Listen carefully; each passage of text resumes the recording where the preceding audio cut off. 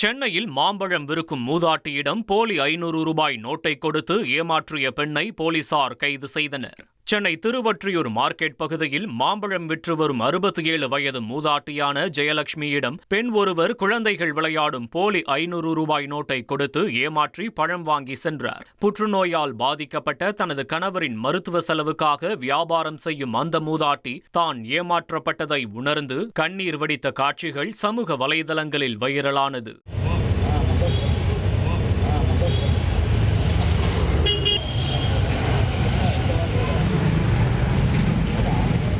இதனை பார்த்த நடிகர் பாலா உள்ளிட்ட ஏராளமான பொதுமக்கள் மூதாட்டிக்கு நேரில் சென்று நிதியுதவி வழங்கினர். இதனிடையே சிசிடிவி காட்சிகளை ஆய்வு செய்த திருவொற்றியூர் போலீசார் எர்ணாவூரைச் சேர்ந்த பாக்கியலட்சுமி என்ற பெண்ணை கைது செய்தனர். அதே சமயம் தன் மகள் போன்று இருக்கும் அந்த பெண்ணை விட்டுவிடுங்கள் என மூதாட்டி ஜெயலட்சுமி கருணை உள்ளத்தோடு காவல்துறையினரிடம் கோரிக்கை வைத்தது நிகழ்ச்சியை ஏற்படுத்தியது. சரி தெரிஞ்சு தெரியாது நடந்து போச்சு. இந்த மாதிரிலே சரி விட்டுருங்க, என் பொண்ணு மாரியா விட்டுருங்க, எல்லாம் வாழ்ந்து முடிச்சுட்டு நீ ஒன்றும் முடியல, நீ நல்லா இரு, எனக்கு கிடைச்சிடாது, நீ நல்லா இருமா.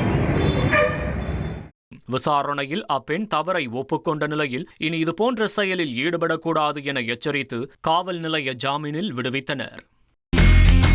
இனி செல்லும் இடமெல்லாம் செய்தி.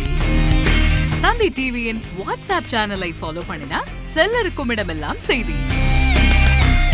இதோ QR கோட் இப்பவே ஸ்கேன் பண்ணுங்க, ஃபாலோ பண்ணுங்க.